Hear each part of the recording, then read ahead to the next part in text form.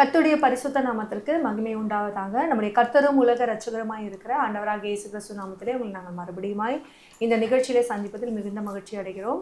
கடைசி நாட்களில் பெண்களின் பங்கு, எழுப்புதலில் பெண்களின் பங்கு என்ற அந்த பகுதியில் கர்த்தர் நடத்தி வந்த பாதைகள், கர்த்தரோடு இணைந்து அவர் சொல்லிக் கொடுத்த அநேக வழிகள், அவர் பரலோகத்தின் சித்தத்தை செயல்படுத்துவதற்கு நம்மை ஆயத்தப்படுத்தின அநேக வழிகளை குறித்தும் அநேக பாதைகளை குறித்தும் உங்களோடு கூட இந்த நாளில் நாங்கள் பகிர்ந்து கொள்வதில் மிகுந்த சந்தோஷம் அடைகிறோம். நம்மளோட கூட சிஸ்டர் பெயிண்டா இணைஞ்சிருக்கிறாங்க. நாங்கள் வந்த அதாவது இணைந்து ஜெபிக்கும்பொழுது கர்த்தர் வெளிப்படுத்தி வந்த அந்த மணவாட்டியினோட தன்மை, அதுக்கப்புறம் அந்த 7 சபைகளோட ரகசியங்கள், ஒவ்வொரு சபைக்கு பின்னாடி இருக்கிற, அதாவது நிகழ்காலத்தில் அதோட தன்மைகள் எப்படி இணைக்கப்பட்டு இருக்கிறது என்பதை குறித்து. ஏன்னா இது ஒரு வேதத்தில் கொடுக்கப்பட்ட ஒரு இன்சிடென்ட்டோ இல்லை ஒரு மறைபொருளோ அல்ல. ஏன்னா இன்னைக்கு நிறைய விஷயங்கள் அது மறைந்திருக்கிற பொருளாக தான் இருக்குது. ஆனால் தேவன் அதன் அடிப்படையில் நிகழ்காலத்தில் நமக்குள்ளே என்ன கிரியை செய்து கொண்டிருக்கிறார். ஏன்னா எப்போவுமே அவர் இருந்தவரும் இருக்கிறவரும் வருகிறவருமாகிய சர்வ வல்லமையுள்ள தேவனாகிய கர்த்தர். அப்போது அவருடைய தன்மை இந்த நிகழ்காலத்தில் நம்மக்கிட்ட எப்படி கிரியை செய்யுது, நாம் எப்படி அதற்கான ரியாக்ட் பண்ணுறோம், இனி வர காலங்களில் அந்த தன்மைகள் எப்படி வெளிப்படும்ன்றதை குறித்து தான் கடந்த நாட்கள் முழுசுமே நம்ம பார்த்து கொண்டு வரோம். அப்படின்னா என்னென்னா, அவருடைய தன்மை வேகமாக பூமியிலே கிரியை செய்து கொண்டு இருக்குது. அதை தான் நம்ம உணர்ந்து கொள்ள முடியும். ஏன்னா அவர் சொன்ன வார்த்தை, அவருடைய சத்தம் இடிமுழக்கம் போன்ற ஒரு சத்தம், மின்னல்களை போன்று, அதாவது அவர் பேசுகிற சத்தம், அவருடைய முழக்கம் இடிமுழக்கம் போல இருந்ததுன்னு சொல்லி சிருஷ்டியோடு தான் அவருடைய தன்மைகள் ஒப்பீடு பண்ணப்பட்டு. ஆமாம், இடிமுழக்கத்தோடு, மின்னலோடு, அதுக்கப்புறம் அந்த பூசல் காற்று, பெருங்காற்று, அப்போ இது எல்லாமே அவருடைய தன்மையின் கிரியைகளை வெளிப்படுத்துது. அந்த இடிமுழக்கம் போல ஒரு சத்தம் அப்படின்னா அந்த சத்தம் எப்படி இருக்கும் நமக்குள்ள, அது அந்த தன்மை, அந்த மின்னலை போலன்னா அந்த பிரகாசம் எப்படி இருக்கும். ஒரு பெருங்காற்று சொல்லும்போது அந்த காற்றுல ஒருவனுமே நிற்க முடியாது. அப்போ அந்த காற்று புறப்படும் பொழுது அதுக்கு முன்னாடி அது பெரும் வெள்ளம். நீங்கள் வெள்ளத்தின்னு பார்த்தீங்கன்னா அந்த வெள்ளம் கட்டுக்கடங்காத ஒரு வெள்ளம். அந்த வெள்ளத்துக்கு முன்னாடி ஒருத்தருமே நின்று அதை அணை போடவே முடியாது. அப்படிப்பட்ட ஒரு அவருடைய சத்தம் அப்படி பூமியை குலுங்கிற்று, அசைய பண்ணிட்டுன்னு வேதம் சொல்கிறது. அந்த தன்மைகள் எல்லாம் இப்போ கிரியை செய்ய அது எப்பவுமே தொடங்கிடுச்சு. ஆனா இப்ப அதிகமா இது வெளிப்படுகிறத இந்த நாட்கள்ல நம்ம பார்க்கிறோம். நம்ம உன்னிப்பா நம்மளை சுற்றி நடக்கிற நிகழ்வுகளை நம்ம கவனிச்சோம்னா தேவனுடைய பலத்த கரம் எப்படி கிரியை செய்கிறது அப்படின்றத நம்ம அறிஞ்சு கொள்ள முடியும். இந்த நாள்ல கூட நம்ம கடந்த நாட்கள்ல பார்த்தது போல 7 சபைகளை குறித்து பார்க்கும்போது ஒவ்வொரு சபை குறித்து தியானிச்சோம். பெர்கமு, அப்புறம் சிமிர்னா, எபேசுவை பத்தி பார்த்தோம், ரட்சிப்பின் தன்மை, சிமிர்னால தேவன் சுத்திகரிப்பின் பார்த்தோம். ஆமா, நித்திய உடன்படிக்கையின் காரியம் பார்த்தோம். அடுத்ததாக தேவன் பெர்கமுவின் காரியம், பெர்கமுவின் பத்தி நித்திய வெளிச்சம். ஆமா, உங்களுக்கு அதுல வார்த்தையான தேவனுடைய காரியம் வரும். வார்த்தைங்கிற ஒரு காரியத்தின் தன்மை வெளிப்படும். அந்த வார்த்தையின் தன்மையை சொல்லும் போது கூட நீங்க பார்க்கும்போது கூட நித்திய வெளிச்சத்தின் தன்மை, அவர் வார்த்தையாய் அந்த இருதயத்திலிருந்து வார்த்தை புறப்பட்ட தன்மையை அங்கிருந்து தான் தொடங்கினாரு.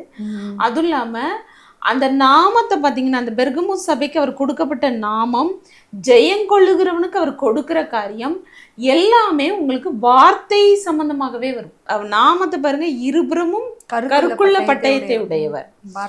வார்த்தை, அந்த வார்த்தை எப்படி, அது எபிரேயர்ல பவுல் மூலம் அந்த வார்த்தை சொல்லப்படும். அது எப்படி ஊனையும் கருக்களையும் அந்த தேவனுடைய வார்த்தை, அதாவது வெளிப்படுத்தல் பின்பகுதியில உங்களுக்கு அந்த நாமம், தேவனுடைய வார்த்தைங்கிற ஒரு நாமம் வெளிப்படும். ஆமா, அந்த தேவனுடைய வார்த்தைங்கிற நாமத்தின் தன்மை உங்களுக்கு எபிரேயர்ல அந்த தேவனுடைய வார்த்தை என்ன பண்ணும், அது ஊனையும் கணுக்களையும் அது உருவ குத்தி, அந்த பாதை உங்களுக்கு உண்மையிலே சொல்ல போனா இந்த வார்த்தைங்கிற காரியத்திலிருந்து நமக்கு புறப்பட்டது. உண்மையிலே அந்த வார்த்தைங்கிற காரியம் உங்களுக்கு தான் கொடுக்கப்பட்டுச்சு. அந்த வார்த்தை எப்படி புடமிடும், அந்த வார்த்தை எப்படி நம்மளை உருவாக்கும். அந்த எப்பவுமே இன்னொன்னு நம்ம பார்த்தோம்னா தேவனிடத்திலிருந்து அவருடைய வார்த்தை நமக்கு நேராக புறப்படுதுன்னா அந்த வார்த்தை பட்டர் நைஃப் மாதிரி இருக்காது. அதாவது வள கொல கொல இல்லை உன்னை நான் அப்படியே நம்மளை அப்படியே தடவி கொடுக்குற மாதிரி, நம்மளை அப்படியே அந்த ஒரு பேம்பரிங் அதில் இருக்காது. ஆமாம், அதாவது அதோட அந்த அந்த அந்த பட்டயம் எப்படி ஆகும்னா நீ இதை செஞ்சா இது இந்த தண்டனை இது அப்படிதான் அந்த காரியம் வெளிப்படுது இல்லையா? அந்த தன்மைகள் அப்படிதான் வெளிப்படுது. இன்னைக்கு அது வந்து மழுங்கி போன ஒரு தன்மையா அப்பா அது தேவனிடத்துல இருந்து புறப்படுற வார்த்தையே இல்லை, அதுதான் அர்த்தம். ஏன்னா தேவன் வந்து அதை தன்னுடைய வார்த்தையை எப்பயுமே மழுங்கி போக விட மாட்டார்.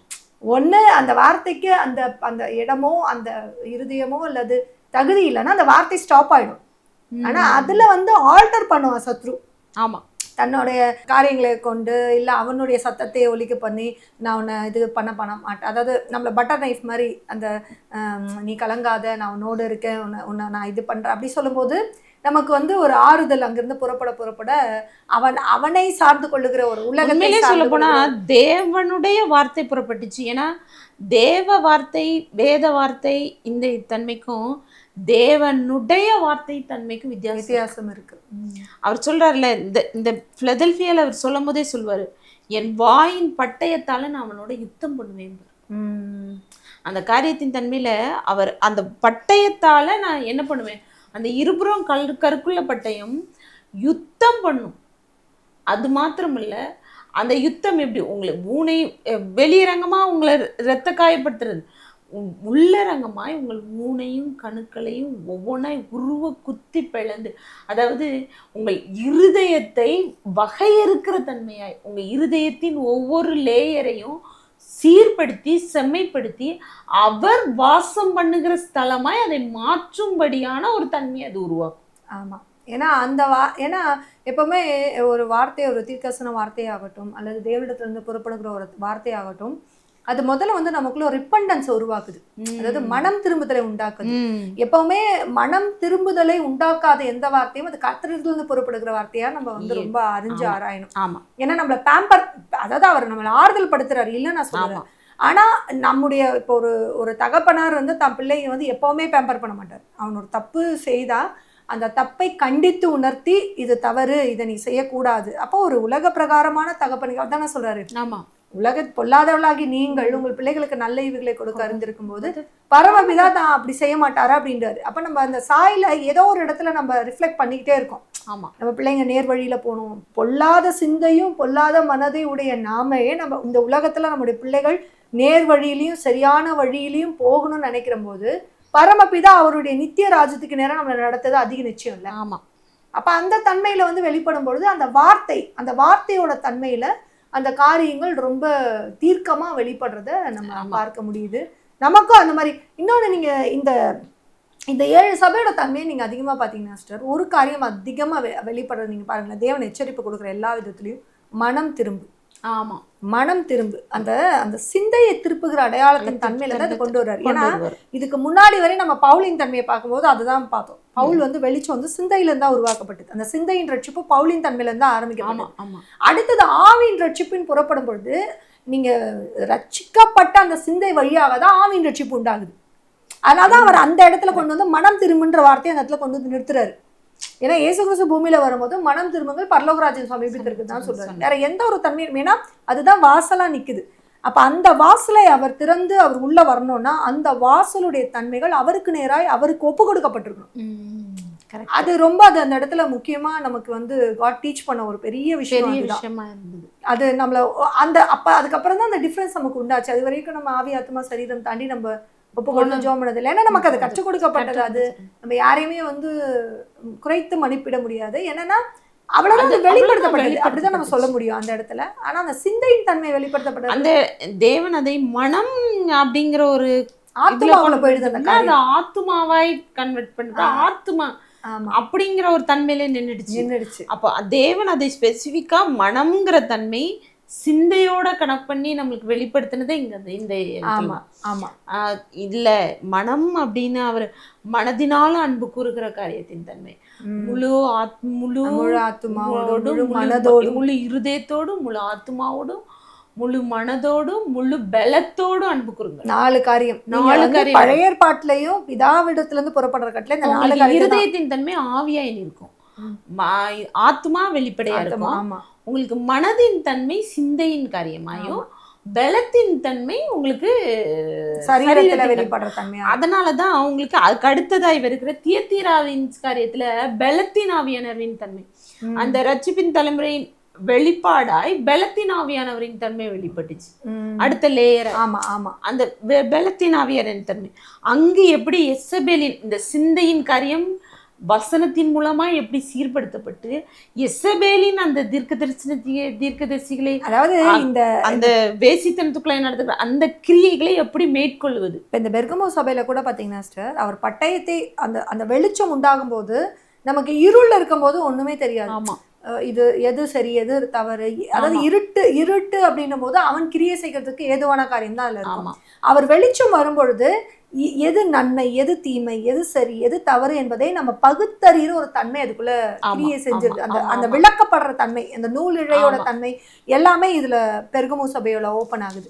அடுத்ததுதான் நீங்க தியத்தீராவோட காரியம் வரும்போது அந்த தீமைக்கு கிரியை செய்து கொண்டு இருக்கிற அந்த எசபேலின் கிரியைகளை அவர் வந்து நியாயம் தீர்க்கிற ஒரு காரியத்தையும் அந்த அந்த அந்த நியாய தீர்ப்பே எப்படி இருக்குன்னா, உண்மையிலே சொல்ல போனா இருப்புக்கோளால் ஆளுகை செய்கிற தன்மையின் காரியம் தான் கொண்டு வரப்படும். ஆமா ஆமா ஏன்னா அந்த சிந்தை அந்த இருப்புக்கோளின் ஆளுகை, இருப்புக்கோளின் ஆளுகைனோடனே அப்படி ஒரு சர்வாதிகாரியின் தன்மை அப்படிங்கிறது கிடையாது.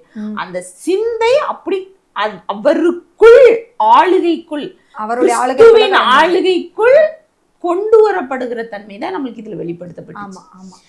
அதுக்கு அடுத்தது பாத்தீங்கன்னா சர்தை சபையில உண்மையிலே சொல்ல போனா அந்த சபையின் காரியம் காட்டப்படும் போது உண்மையிலே அந்த சபை செத்து போன நிலைமையின் தன்மை தான் அதுல வெளிப்பட்டு. ஆமா ஆமா ஏன்னா இது சிமிர்னாவின் அடுத்த காரியமாய், அதாவது சிமிர்னாக்கு சுத்திகரிப்பு, இந்த சபை ஆராதனையின் தன்மை. உண்மையிலே பாருங்களேன், நம்ம உலக இப்போ இருக்கிற ஆராதனையின் தன்மையிலே அதிகமான நம்மளுக்கு இந்த தன்மையில தான், அவங்களுக்கு ஆராதனையின் தன்மையில தான் அநேகமான சத்ருவின் கிரியைகளும், அதுவும் இல்லாம அநேக கலப்படங்களும். அதாவது தேவனுடைய காரியம் அந்த அது என்ன வார்த்தை யூஸ் பண்ண கரெக்டான வார்த்தைன்னு சொல்ல போனா ஒரு கள்ளம் உள்ள நுழையிற காரியம். ஏன்னா அந்த கலப்படம் சொல்றதை விட கள்ளம். ஏன் அப்படின்னா சிஸ்டர், இந்த சர்தை சபையை சொல்லும் போது அது நமக்கு ஆராதனை தலைமுறையோட இணைக்கப்பட்டது. நீங்க ஆராதனைக்கு தலைவனாய் ஆராதனைக்கான ஃபுல் அத்தாரிட்டி கொடுக்கப்பட்டது லூசிஃபருக்கு தான். அதனால அவனுடைய காரியங்கள் இதுல முழுமையா கிரியை செய்யறதுக்கான தன்மைகள் அவனுக்கு அது வரைக்கும் அவன் தள்ளப்பட்டாலுமே அவன் கிட்ட கொடுக்கப்பட்ட தன்மைகள் எடுக்கப்படல. இந்த தன்மையில புறப்படும் போது தான் உங்களுக்கு நல்ல பாத்தீங்கன்னா அநேக நல்ல பாடல்களுடைய தன்மையில தேவன் அந்த கள்ளம் எப்படி காணப்படுகிறதுங்கிற தன்மையை ரொம்ப வெளிப்படுத்தினாரு. ஒரு வார்த்தையில அந்த கள்ளம் அந்த ட்விஸ்ட் ஆகும். ஏன்னா தேவனுடைய காரியம் எப்படி இருக்குன்னா அதுல எதுலையுமே தவறு இருக்காது. ஆமா, அவருடைய காரியத்துல எதுலையுமே. அப்ப சில பாடல்களை இல்ல இந்த காரியத்துல என்னுடைய நாமம் என்னுடைய காரியம் புறப்பட்ட மாதிரி இருக்குது, ஆனா இங்க பாரு இந்த தன்மை கிடையாது, இந்த தன்மையை நான் கொண்டு வரல, இது சுயமா எழும்பும்போது அதுல இருந்து கள்ளம் புறப்படும். இந்த வார்த்தைகளை நீங்க உச்சரிச்சு பாடும்போது அது உங்களுக்குள்ளும் என்ன பண்ணும், கிரியை செய்ய ஆரம்பிக்கும்ங்கிறது தன்மை. அதோட தன்மை தான் எப்படி வருதுன்னா சிஸ்டர், ஒரு செத்த நிலையில கொண்டு நிக்குது. அந்த செத்த நிலை பெருக்கத்தை உண்டு பண்ணுது. ஆமா, ஆனா அந்த செத்த நிலை என்ன பண்ணுதுன்னா மறைமுகமா எப்படிப்பட்ட காரியத்தை உண்டாக்குதுன்னா தேவனை எதிர்க்கிற குணமுடையவர்களாய் மாறி போகுது. ஆமா, அந்த ஜெனரேஷன் துணிகரம் அசட்டை, தேவனுடைய வார்த்தையை ஏற்றுக்கொள்ளாத தன்மை, தேவனையே அசட்டை பண்ணுகிற தன்மை, அவர் நாமத்தை மறுதளிக்கிற தன்மை எல்லாமே இந்த சர்தை சபையின் தன்மைகளுக்குள்ள கிரியை செய்ய. ஏன்னா அது நீங்க பாத்தீங்கன்னா அது அவங்களால் உண்டாக்கப்படல, அந்த வழியில இருந்து வரும்போது அவங்க அதுலோடைய அதனாலதான் பலனை கொடுக்கிற எச்சரிப்பை நீங்க பாத்தீங்கன்னா இதுல ஒரு எச்சரிப்பை கொடுப்பாரு பாருங்க. உனக்கு வெண்வஸ்திரத்தை கொடுப்பேன்னு சொல்லிடுவாரு. வெண்வஸ்திரம் இங்கதான் கொடுக்கப்படும், வஸ்திரத்தையும் கொடுப்பாரு. திருடன் வருகிற விதமாய் நான் வருவேன்னு அவர் வருகையும் குறிச்சு எச்சரிப்பை. நீங்க இதுல இன்னொரு காரியத்தை நீங்க பார்க்கலாம் சிஸ்டர். இப்ப திருடன் வருகிற விதமாய் அப்படின்னாலே திருடன் வருகிற தன்மைன்றது ஒருவனும் அறிய முடியாது. நம்மளோட வேலையின் போது நமக்கு அந்த கான்சியஸ் இருக்காது, அவன் இந்த வேலையில தான் வருவான்னு நம்ம சொல்ல முடியாது. ஆனா நாம் அதாவது அவர் வருகிறதை அறியாத வேலை, அதுதான் அவர் மென்ஷன் பண்றாரு. ஆமா, அப்ப அவர் வருகிறதை அறியாத வேலை அப்படின்னா நம்ம எல்லா வேலைகளிலும் நம்மளால விழிப்பா இருக்க முடியுமானா முடியாது. இது என்னோட கனெக்ட் போனா உங்களுக்கு திருடன் பகல் நேரத்துல வரமாட்டான். ஆமா, இரவில தான் வருவான்.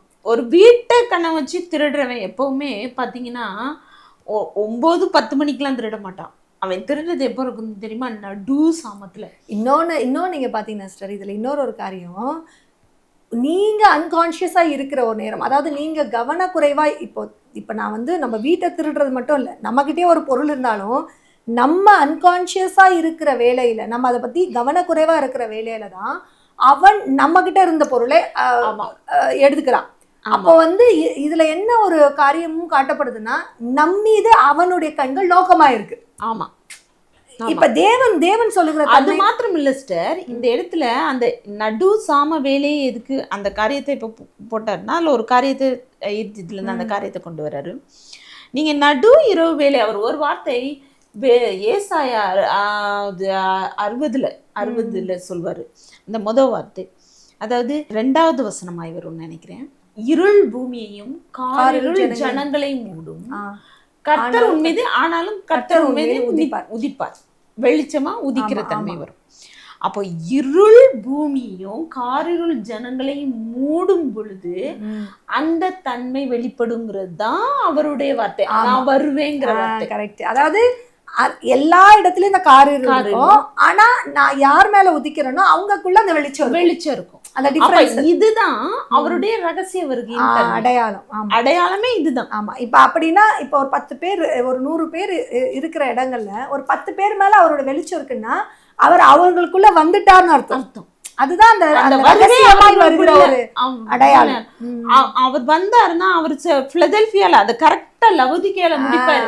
நான் வந்து அவர்களோட என்ன பண்ணுவேன்? ஆமா, போஜனம் பண்ணுவேன். அப்ப அந்த போஜனத்தின் தன்மையே வார்த்தை அது முழுவதுமாய் அவர்களுக்குள் கிரியை நடப்பிக்கிறது. அவரோடு மணவாளனோடு இணைக்கப்பட்ட மணவாட்டி. இன்னொன்னு கூட வாசம் பண்ணுகிற ஒரு அனுபவம். அதேதான் நான் யோவான்ல சொல்வார்ல, யோவான் 14 நினைக்கிறேன், அதுல சொல்வார், நாங்கள் வந்து அவனோட, நான் வந்துன்னு சொல்ல மாட்டாரு, நாங்கள் வந்து, அதாவது நாங்கள் அவர் மென்ஷன் பண்ணும் போதே அந்த இடத்துல பிதா குமாரன் பரிசுத்தாவி மூவருடைய தன்மை வெளிப்படும். ஆமா ஆமா. அப்ப நாங்கள் வந்து அவனோட என்ன பண்ணுவோம்? வாசம் செய்வோம். அப்ப இதுதான் அவர் சொல்லுகிற அந்த வருகையின் ரகசிய வருகையின் தன்மை. ஆமா, கரெக்ட். ரகசிய வருகை உங்களுக்கு வெளியரங்கமாய் வருகிற தன்மை வந்து பகிரங்க வருகை. அது வந்து உங்களுக்கு புதிய வானம் புதிய பூமியின் தன்மையா போயிடும். புதிய வானம் புதிய பூமியின் தன்மையா போகும்போது உங்களுக்கு அங்க வந்து நியாய தீர்ப்பின் வெள்ளை சிங்காசனம் வைக்கப்பட்டு நியாய தீர்ப்பின் தன்மைக்குள்ள கடந்து போயிடும். அந்த தன்மையின் தன்மை வித்தியாசம். அதாவது இந்த தன்மையிலேயே நீங்க பாத்தீங்கன்னா சிஸ்டர், இப்ப இதுல ஒரு காரியம் இருக்கு. மத்திய ஆகாயத்துல அவர் வரும்பொழுது நாம் அவரோடு எடுத்துக்கொள்ளப்படுகிற காரியம், அவரோடு போய் நம்ம வந்து நித்தியமா அவர் வாழுகிற ஒரு தன்மையும் இந்த காரியத்துல நமக்கு சொல்லப்பட்டிருக்கு. ஆனா கர்த்தர் நமக்கு சில ரகசியங்களை வெளிப்படுத்தும் போது வந்து பாத்தீங்கன்னா, இந்த பூமியில ஒரு காரியம் கொடுக்கப்பட்டிருக்கு. அது ஆரம்ப காலகட்டம் வரைக்கும் நம்ம அவரோடு கூட எடுத்துக்கொள்ளப்படுறது. நீங்க கிறிஸ்துவமே அவருடைய வருகையோட முடியுது. ஆமா, ரகசிய வருகையோட தான் கிறிஸ்துவம் முடியுது. நீங்க அதுக்கப்புறம் வந்து பாத்தீங்கன்னா பகிரங்க வருகையின் தன்மையிலேயே, ஏன்னா அது யூதர்களுக்கு கொடுக்கப்பட்டது. அதே போல வந்து உபத்திரவ காலம் இருக்கு, அவனோட அந்த கிறிஸ்துவின் ஆட்சி இருக்கு. இந்த தன்மைக்குள்ளெல்லாம் கிறிஸ்துவம் போகாது. அப்போ நம்ம உண்மையா தேவனுக்குள்ள வாழும்போது அந்த நம்முடைய கிறிஸ்தவத்தோட இது முடிவே வந்து பாத்தீங்கன்னா ரகசிய வருகை தான். எல்லாருமே காத்திருக்கிற ஒரு அந்த தருணம் வந்து அந்த ரகசிய வருகை அவரோட எடுத்துக்கொள்ளப்பட்டா நித்தியமா அவரோட வாழும். அப்ப இந்த இடத்துல நமக்கு ஒரு காரியத்தை அவர் வெளிப்படுத்தினார். நம்ம ஜெபிக்கும் போது, நம்ம இது பண்ணும்போது, அவர் வந்து பூமியை வந்து சாபத்துக்குள்ளாக்கப்பட்ட ஒரு காரியம். பூமியும் சிருஷ்டியும் வேதம் தெளிவா சொல்லுது, சிருஷ்டியானது அதாவது மாய்க்கு கீழ்பட்டிருக்கு, யாராலே? சிருஷ்டிக்கப்பட்டவராலே. அப்போ அந்த சிருஷ்டி வந்து பிரசவ வேதனைப்படுகிறது. எதற்கு? தான் வந்து அந்த சாபத்திலிருந்து விடுதலை அடையணும்ன்ற ஒரு இதுல வருது. அப்ப அந்த சாபத்தை விடுதலை பண்ற ஒரு ஆளுகை யார்கிட்ட கொடுக்கப்படுது? தேவனுடைய புத்திரர் கையில. அதத்தான் ரோமர்ல ரொம்ப தெளிவா அந்த இடத்துல ரோமர் ரொம்ப தெளிவா பேசுவார். அந்த தேவனுடைய புத்திரர் அவர்கள் வர வெளிப்பட அந்த அவர்கள் வெளிப்பட சிருஷ்டி காத்து கொண்டு இருக்கு. அப்ப அந்த வார்த்தை உங்களுக்கு புறப்பட்டுதான் உங்களுக்கு சிருஷ்டியை புதிதாக்குது. அந்த இதுதான் அவர் கொண்டு உண்மையிலே சொல்ல போனா அதுதான் புதிய வானம் புதிய பூமியின் அடையாளம். இந்த சிருஷ்டி எழும்பி கொடுக்கிற கட்டளை, அந்த 2 ஒளிவு மர கன்றுகளை அவர்கள் நின்று கொடுக்கிற கட்டளை, இந்த சிருஷ்டியை இதுவரைக்கும் கள்ளமாய் தீட்டுப்படுத்தி கொண்டிருந்த சகலத்தையும் சீர்படுத்தி அதை புதிய வானம் புதிய பூமியாய் மறுரூபப்படுத்துகிற தன்மைக்குள்ள கொண்டு வருது. அதுதான் நீதி வாசம் செய்யும் வானமாகவும் சத்தியம் உழைக்கும் பூமியாகவும் மாறுது. அப்ப இது வரைக்கும் முள்ளையும் கொறுக்கையும் கொடுத்த அந்த பூமி சத்தியத்தை முளைப்பிக்க பண்ற தன்மையாய் மாறுது. அப்ப அந்த சத்தியம் உங்களுக்கு அதனாலதான் அடுத்தது வந்து அடுத்த நாமம் இதுல இருந்து புறப்படுகிற பிலதெல்பியாவின் நாமத்தை பாருங்களேன். பிலதெல்பியாவின் நாமத்துக்குள்ளே சுத்தமுள்ளவரும் பரிசுத்தமுள்ளவரும் சத்தியமுள்ளவரும் தாவீதின் திறவுகோலை உடையவர். உங்களுக்கு எங்க அது நித்தியத்தின் வாசல் ஓபன் ஆகுற தன்மைக்குள்ள கடந்து வந்துரும். ஆமா, ஏன்னா அவர் இங்கேயே இந்த தன்மைக்குள்ளேயே உங்களுக்கு கொண்டு வந்துடுறாரு. இதுல இன்னொரு காரியம் கூட போட்டார் சிஸ்டர். கடந்த நாள்ல இதை பேசும்போது கூட, வார்த்தையை பேசும்போது கூட, அவர் இதுல வந்து அவர் எப்படிப்பட்டவர் என்பதை இந்த பிலதெல்பியா சபையில அவர் ஓபன் பண்றார். ஒவ்வொரு சபையிலையும் ஆரம்பத்திலேயே வந்து பாத்தீங்கன்னா தேவன் அந்த சபையின் தன்மைக்கு தான் எப்படிப்பட்டவர் என்பதை வெளிப்படுத்தி கொண்டே தான் வரும். அதாவது 7 நட்சத்திரங்கள் நடுவே 7 குத்து விளக்குகள் நடுவே, அப்புறம் இருபுறமும் கருக்குள்ள பட்டயம், மரித்திருந்து பிழைத்திருக்கிறவர், இன்னும் ஒவ்வொரு சபைக்கும் அந்த ஒரு டைட்டில் அவர் கொடுத்துக்கிட்டே தான் வர்றாரு. இந்த பிலதெல்பியா சபையில அவர் 5 காரியத்தை குறித்து சொல்றாரு. அவர் பரிசுத்தம் உள்ளவரோட தன்மை வெளிப்படுத்துறாரு, சத்தியம் உள்ளவர், தாவீதின் திறவுகோலை உடையவர், அதே போல வந்து பாத்தீங்கன்னா ஒருவரும் பூட்டக்கூடாதபடி திறக்கிறவர், ஒருவரும் திறக்கக்கூடாதபடி போட்டு 5 காரியத்தை கொடுக்குறாரு. இதுல கொடுக்கும்போது என்ன அவர் சொல்றாரு அப்படின்னு பாத்தீங்கன்னா, தாவீதின் திறவுகோல் சொன்னாலே நம்ம அடையாளம். தாவீதுன்றது ராஜா. இந்த ராஜாவின் கைகள்ல கொடுக்கப்படுகிற திறவுகள். அப்ப வந்து ராஜ்யத்தின் திறவுகோல், இப்ப பரலோக ராஜ்யத்தின் திறவுகோல், ராஜாங்கத்தின் திறவுகோல். இப்ப இந்த ராஜாங்கத்தின் திறவுகோலை உடையவர் யாரா இருப்பார்னா, இதுவரைக்கும் அந்த திறவுகோல் யார்கிட்ட இருந்ததுன்னா பிதாவிடத்துல தான் இருந்தது.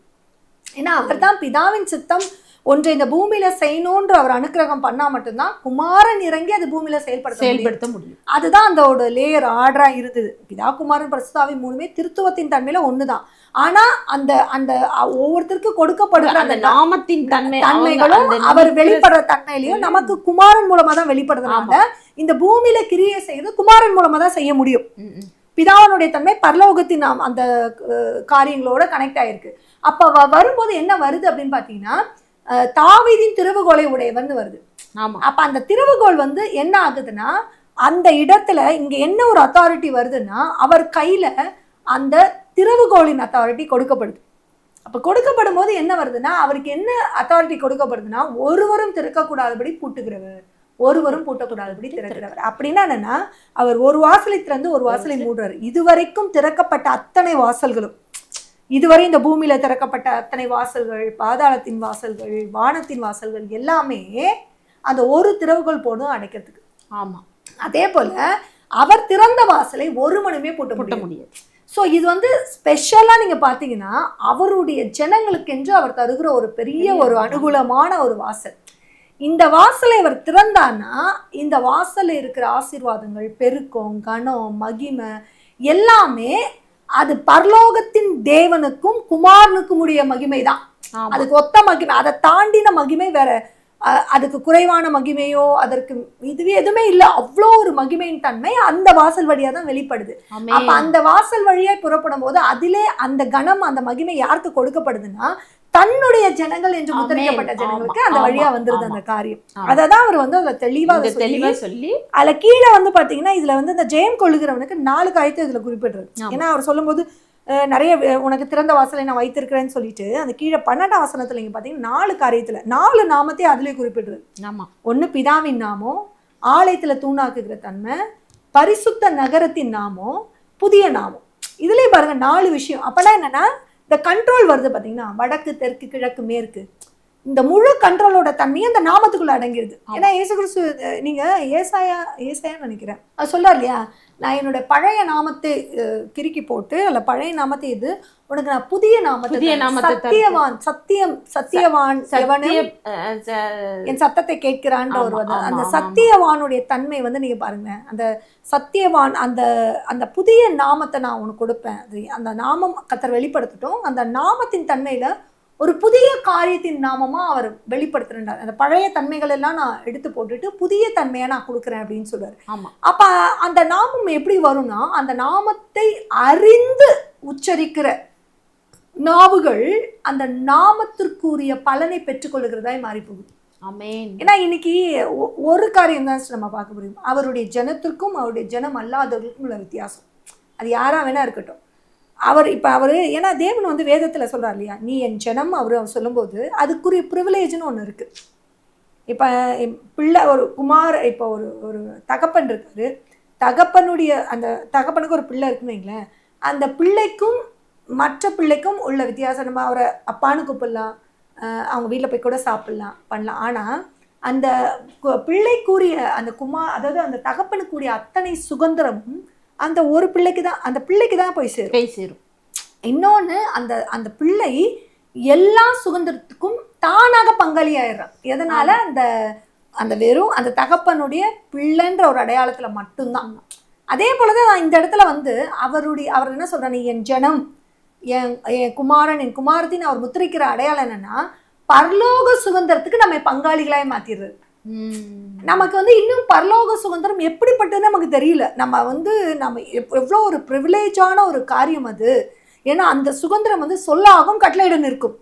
அவருடைய பிதாவின் அதிகாரம், அந்த குமாரனுடைய அந்த தன்மைகள்லாம் வெளிப்படும் பொழுது அது ஒரு வார்த்தை சொன்ன, எப்படி அவர் 7 நாள்ல பூமியை சிருஷ்டித்து சகலத்தையும் மாற்றிட்டாரோ, இதுதான் சொல்லும் போது உங்களுக்கு அந்த 2 தூதர்களுடைய காரியமும் கொண்டு வரப்படும். நம்ம இத கூட நம்ம அடுத்த எபிசோட்ல நம்ம அதை பேசலாம். இப்போ நம்ம இதுல இருந்து லவோதிக்கேயா சபையின் காரியத்தை கூட கொஞ்சம் முடிச்சலாம். ஏன்னா லவோதிக்கேயா சபையை கொண்டு வரும்போது உங்களுக்கு ஆமேன் என்கிற ஒரு எல்லாவற்றையும் அவர் ஆமென்றும் ஆமேன் என்றும் ஒரு முடிக்கிற தன்மை. பிதாவின் சமூகத்திலே தன்னுடைய ஜனத்தை இது என் ஜனம் அப்படின்ட்டு அவர் கொண்டு போய் மொத்த ஜனத்தையும் கூட்டி ஒரு நிறுத்துகிற ஒரு தன்மை. இன்னொன்னு கூட அந்த வசனத்தை பாருங்க சிஸ்டர், தேவனுடைய சிருஷ்டிக்கு ஆதியமா இருக்கிற ஆமேன் என்பவர் சொல்லுகிறது. அப்ப அந்த சிருஷ்டியின் முதல் துவக்கமே ஆமேன் என்ற நாமத்தின் தன்மையில தான் வெளிப்படுது. இது வானம் இந்த நம்ம சிருஷ்டிக்கப்பட்ட தன்மை தேவனுடைய சிருஷ்டிப்பு. அப்ப இந்த பூமி அது சிருஷ்டிப்புக்கு முன்பாக ராஜ்யத்தின் மொத்த தன்மையும் இதுல அடங்கும். ஆமா. அப்ப அது நம்ம புத்தி கெட்டாதது, நம்ம கண்களுக்கு கெட்டாதது. ஆமா ஆமா, நம்ம அறிவு கெட்டாதது. உண்மையிலே நம்ம கண்டு உணரவும் நம்ம கற்பனைக்கும் எட்டாத ஒரு தன்மை. நீங்க கற்பனை பண்ணி கூட அந்த தன்மை இப்படி அப்படிங்கிறத என்ன பண்ண முடியாது. ஆமா, பார்க்கவே முடியாது. அப்ப அப்படிப்பட்ட ஒரு தன்மைக்குரிய தன்மையை தான் அவர் ஆமேன். அதனாலதான் சர்வ சிருஷ்டியும் உங்களுக்கு ஆமேன் என்கிற நாமத்துல அடங்குது. ஆமேன். சர்வமும் பரலோகமுமாக இது நம்ம கண்டு கேட்டு இல்லாத காரியங்களும் ஆமேன் என்கிற தன்மைக்குள்ள சர்வ சேனையும் சர்வ நட்சத்திர கூட்டங்கள் கூட சூரிய சந்திர அனைத்துமே அந்த சிருஷ்டின் ஆமேன் என்கிற தன்மைக்குள்ள என்ன பண்றது. ஆமேன். அப்ப அந்த ஆமேன்ற நாமம் எவ்வளவு ஒரு பவர்ஃபுல்லான ஒரு காரியம், ரொம்ப பவர்ஃபுல். நம்ம சாதாரணமா எல்லாத்தையும் சொல்லி முடிச்சுட்டு ஆமேன் சொல்லி முடிச்சிடுறோம். ஆனா அந்த நாமத்துக்குரிய தன்மையை உணர்ந்து சொல்றோமாங்கிறது அது இந்த தன்மையில தான் உண்மையிலே. அப்போ ஒரு காரியத்தை அவர் சமூகத்துல போய், அதனாலதான் அவர் சொல்லுவார், தூதருக்கு முன்பாக மனம் பதறி கூட பேசிராதம்பர். அப்போ தூதருக்கு முன்பாகவே மனம் பதறி பேசிராதுன்னா தேவ சமூகத்துல பிதாவின் சமூகத்துல போய் நிக்கிற நாம, ஜெபம் போய் நிக்கிற நாம, கர்த்தருடைய அதாவது குமாரனுடைய நாமத்தை கொண்டு நம்ம டிக்ளேர் அவர்கிட்ட கேட்கிறோம். குமாரனுடைய நாமத்தினாலே எதை கேட்டாலும் நான் தருவேன்னு சொல்றாரு. அதை கொண்டுதான் அவர்கிட்ட சமூகத்துல போய், ஏன்னா அவர் சொல்றது குமாரன் தான் இங்க சொல்றாரு, நான் உட்கார்ந்துருக்கிறேன் என் பிதாவுடைய வலது பரிசுல நான் உட்கார்ந்துருக்கிறது போல நான் உனக்கு இடம் கொடுப்பேன் தான் பிலதெல்பியால ஜெயம் கொண்டவனுக்கு அவரு பிளேஸ் அங்க நிர்ணயிக்கிறார். ஆமென். அந்த பிளேஸை நிர்ணயிக்கிறார். அப்போ குமாரனுடைய காரியத்தை அங்க கொடுக்குறார். அப்ப அந்த குமாரனுடைய நாமத்தை கொண்டு டிக்ளேர் பண்ற நாம ஜெபிக்கும் பொழுது பிதாவின் சமூகத்துல எவ்வளவு ஜாக்கிரதையா ஆமேன் என்று சொல்லி முடிக்கிற காரியத்தை எவ்வளவு ஜாக்கிரதையா இருக்கணும். இனி அந்த காரியம் வெளிப்படும் நினைக்கிறேன். அதை நம்ம செகண்ட் எபிசோட்ல பார்க்கலாம். இது அதுக்குள்ள நேரம் கடந்து போயிடுச்சு. இந்த ஒரு 30 நிமிஷத்துல கர்த்தர் அந்த சபைகளுடைய ரகசியங்களோட நாமத்தை குறிச்சும் நிறைய புதிய காரியங்களை அவர் வெளிப்படுத்தினதுக்காக சொல்றோம். இது உங்களுக்கும் பிரயோஜனமா இருக்குன்னு நினைக்கிறேன். ஏன்னா இது ரகசியம் வெளிப்படுற காலம். இந்த காலத்துல நம்ம இதை பெற்றுக்கொள்ளனா இனி காலம் கிடையாது, நேரம் கிடையாது, வேலையும் கிடையாது. அதனால நம்ம ஆயத்தப்படுவோம் கர்த்தர் வருகைக்காக. கர்த்தருடைய பரிசுத்த நாமத்திற்கு மகிமை உண்டாவதாக. ஆமென். ஆமென்.